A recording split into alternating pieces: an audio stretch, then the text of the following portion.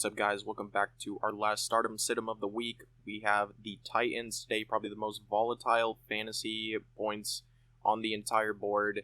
Let's get into it. For the first game, we have the Bills versus the Jaguars.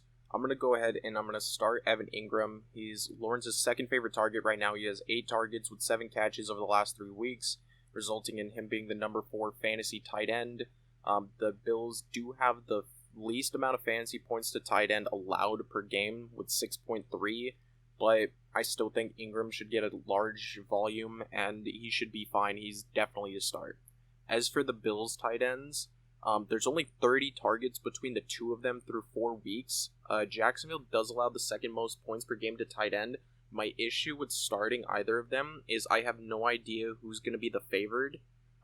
I would think that if you have to start one, I would lean toward Kincaid. He has more catches and targets than Knox, just about 2 more targets, but he has more than just about double the catches that Knox has. But because of the volume and these two kind of splitting the time load, I'm not sure if I want to start either of them. For the Falcons and Texans game, you're going to want to start Dalton Schultz. Their run game has been struggling a lot. So they're going to have to lean toward the passing game more. He's coming off his best game this season, 13.2 fantasy points. And the Falcons allow the 5th most points per game to tight ends. I think this is a great matchup for Dalton Schultz, and I think that he should be started. As for Kyle Pitts, it's the same thing that's going on with their wide receivers. You have no idea what's going on with that offense, especially in the passing game. They're the worst passing offense in the league. He's currently number 29 tight end in fantasy. You should just bench him until they figure out what they want to do with him. Next up, we have the Lions and the Panthers. First, you're going to want to start Sam Laporta. Amon-Ra St. Brown is doubtful going into the matchup, so it provides more opportunities for Laporta. He's the number 3 fantasy tight end, number 4 tight end in total receptions, and only Zach Ertz has a higher target share in his offense than Laporta, so that provides a lot of volume for Laporta to shine. As for Hayden Hurst, I put him as a sit last week, but I'm going to start him this week. He hasn't been the best this season since week 1, but tight end value is pretty scarce this week. Detroit allows the 3rd most points per game to tight end with 16.4, and Detroit has allowed the most receiving yards to tight end with just under 300. It will be by far his best matchup of this season. So if there's any week to start him, it should be this week, but only if he's your best option available. In the Colts versus Titans game, you're going to want to sit both of these guys. Chigoziem Okonkwo, the Titans' pass game just isn't very good, and the offense centers itself around Derrick Henry and DeAndre Hopkins. He's the number 35 fantasy tight end, and he's only had 13 targets over 4 weeks. He's just not a viable option to use, especially because Tennessee's passing offense is so bad. Kylan Grant's in for the Colts. Jonathan Taylor is back, so the division of targets should be pretty limited. He only plays about 50% of snaps, and no Colts tight end in general should be a viable option if you can absolutely help it, but I'm sure that you have far better options to go along with him. Dolphins versus Giants are up next, and I believe that Darren Waller is probably the only fantasy viable option for the Giants. And it's just barely. He's the number 13 fantasy tight end, and Miami gives up the 9th most fantasy points per game to tight ends with about 13. There's not really many better options, so you can't really afford not to start him, even though the Giants are trash right now. As for Durham Smythe, he's probably the only non-startable player in Miami's offense for fantasy, as far as like the top at their position are concerned. He only averages 3 targets per game. He hasn't caught a touchdown since November of last year, so it's almost been a full year. And he's the number 28 tight end in fantasy, so there are definitely better options out there than to start Durham Smythe. Patriots versus Saints are up next. Hunter Henry is a start. The Saints have allowed the 6th fewest fantasy tight ends points, but Hunter Henry is the number 6 fantasy tight end. It was a difficult choice leaning start or sit, but he's a better option than more than half of the league by far, and he's the most reliable weapon in New England's offense, which seems to be struggling and has a plethora of receivers that are just averaging under 45 yards per game. So Hunter Henry should be started. As for the Saints tight end, you don't really know who's starting this week. It could be Jimmy Graham, it could be Foster Moreau. Every tight end is kind of splitting time in New Orleans, and because Juwan Johnson is hurt, he's not really targeting them. So there's not really many options, and the Patriots allow 6.88 fantasy points per game to the tight end position, which is the fourth least in the entire NFL, and proving that you just should stay away from any Saints tight ends. Next up, we have the Ravens and the Steelers. Mark Andrews is a definite start in everywhere. He's Lamar's favorite target. He has 4 straight top 6 finishes for fantasy in the tight end position. He's coming off of a 2-touchdown week. He's going to feast. That's just what it is. As for the Steelers tight ends, Freiermuth is out. Their offense is atrocious. Nobody can really be trusted in this offense, especially with the uncertainties at their quarterback position. And the tight ends that they're bringing in to start are block first tight ends, so I can't see them being used very much in the passing game, regardless of the fact that they're getting the start over Freiermuth or not.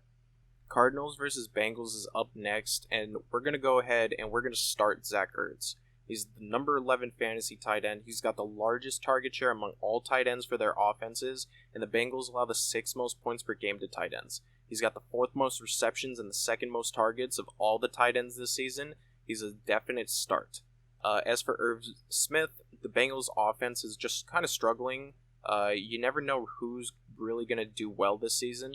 In his 2 games that he's played so far, he's had 5 catches for 27 yards, and he just hasn't been really a viable option. And the Cardinals still haven't given up a touchdown to a tight end yet this season, so Irv Smith should be set.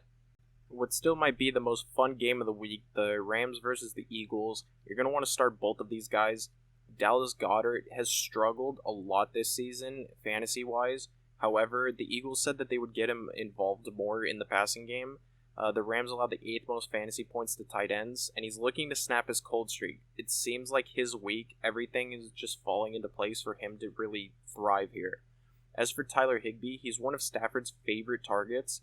Their run game should be limited because of the Philadelphia's elite run defense, which means that more passing for Matthew Stafford.